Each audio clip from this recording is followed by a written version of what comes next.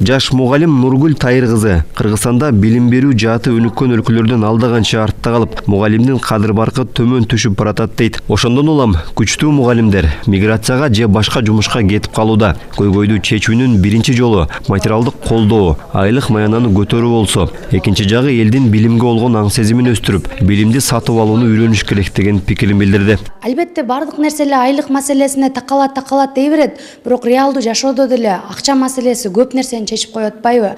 Ошондуктан билим берүү министрлиги айлык көтөрө албаса, жок дегенде чет өлкөдөгүдөй блог сайттарды ачыш керек.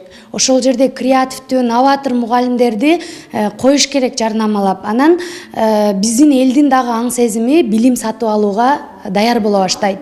Бүгүнкү күндө мындай идеалдуу көрүнгөн мугалимдердин көпчүлүгү билимин сатып иштейт. Мен дагы бүгүнкү күндө ошолордун катарындамын. А эгер мисалы биз мектептен чыгып кетип эч нерсе жоготкон жокпуз. А мамлекет көп нерсе жоготуп атат. Биз сыяктуу жаштарды жоготуп атат.